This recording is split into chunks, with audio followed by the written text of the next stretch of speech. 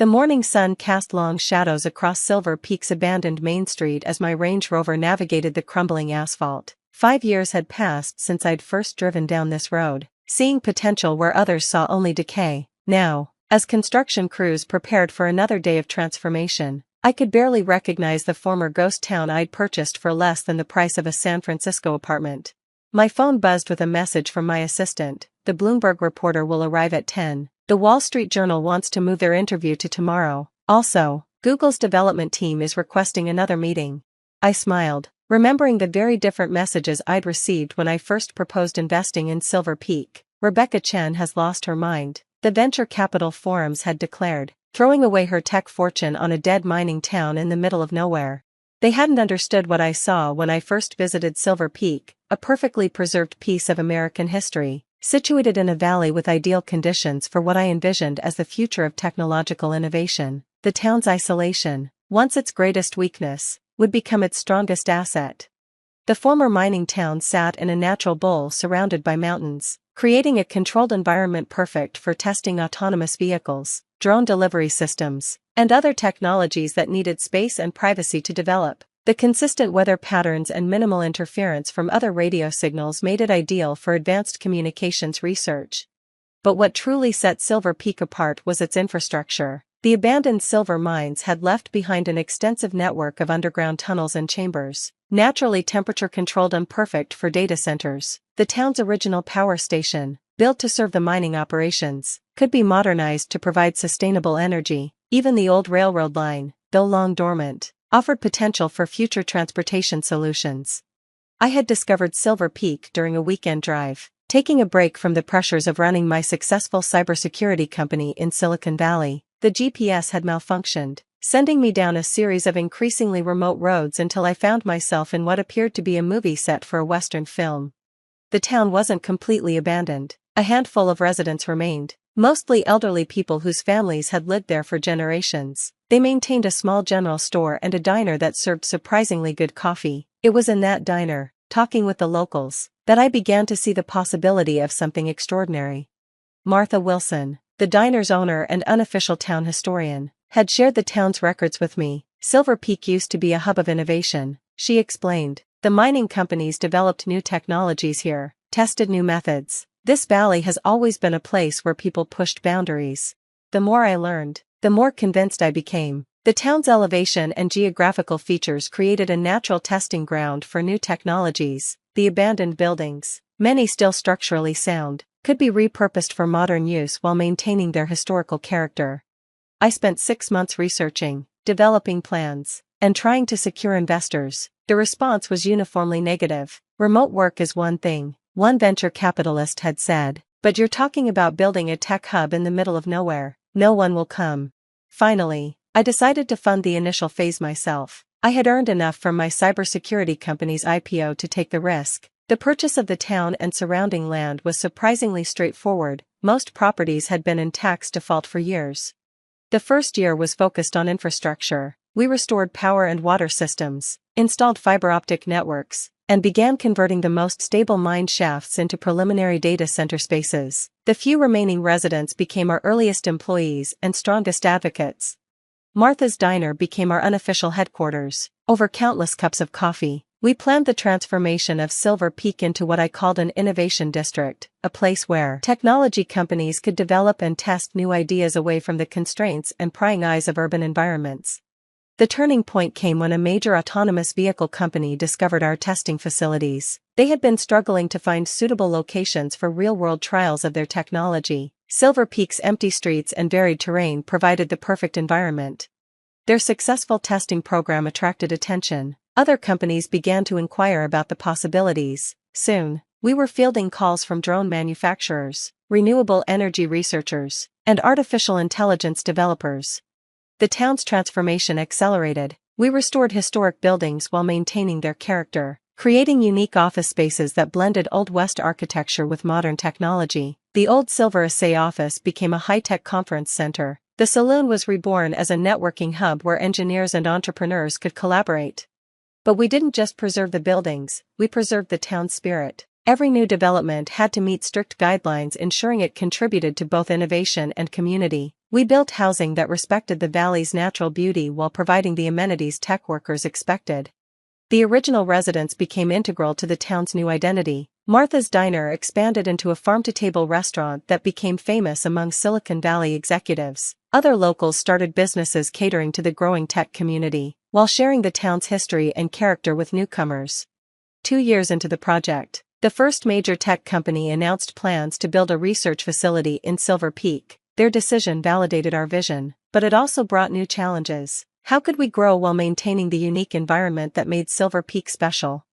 The answer lay in careful planning and a commitment to sustainable development. We implemented strict guidelines for new construction, ensuring that modern facilities blended with the historic architecture. Every project had to contribute to the town's ecosystem of innovation while respecting its heritage.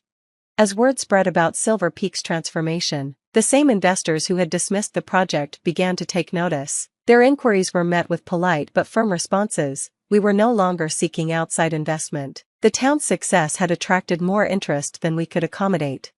One morning, as I watched the sunrise paint the mountains in golden pink, Martha joined me on the diner's porch. "You know what makes this different from the silver boom?" she asked. "This time, we're mining ideas instead of minerals, and ideas don't run out." She was right. Silver Peak had become something unique in the tech world, a place where innovation could happen organically, away from the pressure and chaos of traditional tech hubs. We had created an environment where creativity could flourish while preserving the character that made the town special. The construction crews were starting their day now, carefully restoring another historic building that would soon house a quantum computing research team. The morning air filled with the sounds of progress, but not the frantic pace of urban development. Here, growth happened thoughtfully, purposefully. My phone buzzed again, another major tech company requesting a site visit. They would have to wait. We had learned to be selective about who we invited into our community. Silver Peak's value lay not just in its facilities but in its carefully cultivated environment of innovation and collaboration.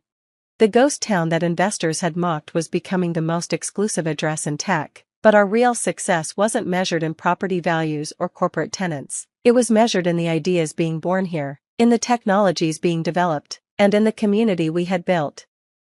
The Bloomberg reporter arrived precisely at 10, her expression shifting from skepticism to amazement as she took in Silver Peak's transformation. We met in the restored Grand Hotel, its Victorian architecture now housing a state-of-the-art conference center while maintaining its historical elegance.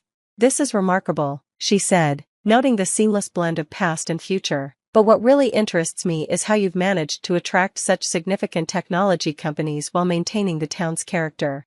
The answer lay in our carefully structured development approach. We had created what we called the Silver Peak Protocol, a framework that governed how companies could integrate into our community. It wasn't just about building facilities, it was about contributing to an ecosystem of innovation.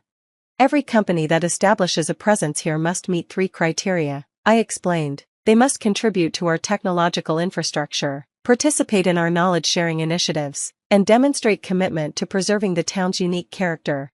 This selective approach had created unprecedented demand. Major technology companies weren't just requesting space, they were competing for it. The valley that investors had once dismissed as worthless now commanded premium prices, with companies willing to pay extraordinary sums for the privilege of joining our innovation community.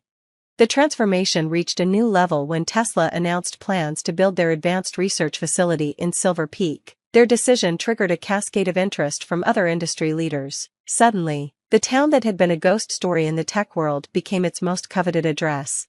Google's development team arrived the following week, their executives expressing amazement at what we had created. "This isn't just a tech hub," their chief innovation officer observed. "This is the future of technological development."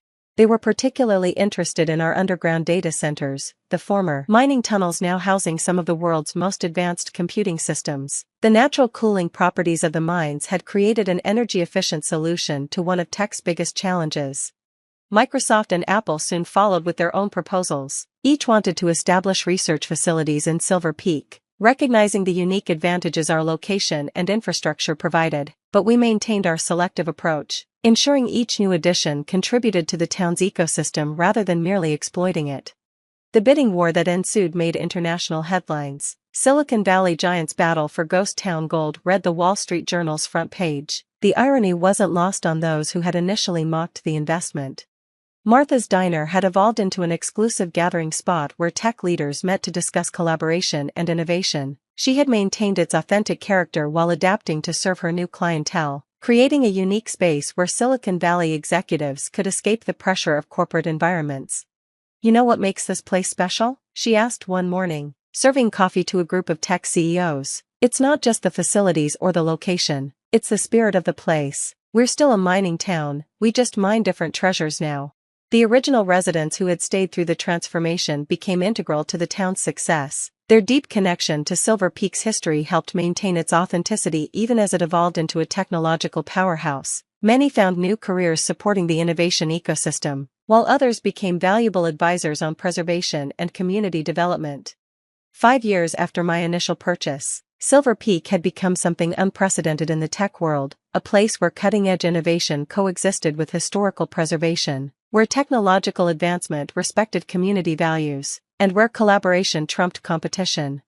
The value of the property had increased beyond even my optimistic projections. Conservative estimates placed it in the billions, with major tech companies willing to pay premium prices for any available space. But the real value lay in what we had created, a new model for technological development that could be replicated in other forgotten communities. Universities began sending students to study our development model. Urban planners arrived to learn how we had balanced growth with preservation. Government officials sought insights into creating innovation hubs in their own regions. We established the Silver Peak Institute to share our experiences and help other communities explore similar transformations. The institute focused on identifying locations with potential for technological development while preserving their unique character and history. The same venture capitalists who had dismissed the project now sought to invest in similar opportunities elsewhere, but they often missed the crucial element that had made Silver Peak successful: the understanding that true innovation requires more than just facilities and funding. It needs an environment where creativity can flourish. Today, as I watch autonomous vehicles navigate our streets while drones test new delivery systems overhead, I'm reminded of those early days when everyone thought I had lost my mind. The ghost town they had mocked has become a living laboratory for the future of technology. The old mining company offices, now restored to their former glory, house our town administration. From my window, I can see the careful balance we've maintained: historic buildings alongside modern research facilities, all unified by thoughtful design and respect for the valley's natural beauty. Last week, a young entrepreneur asked me what I saw when I first visited Silver Peak. "I saw possibility," I told her, "not just for profit, but for creating something unique, a place where technology could advance without losing touch with history and community." The latest bids for space in our innovation district have reached astronomical levels, but we maintain our selective approach. It's not about the highest bidder, it's about finding partners who understand and contribute to our vision.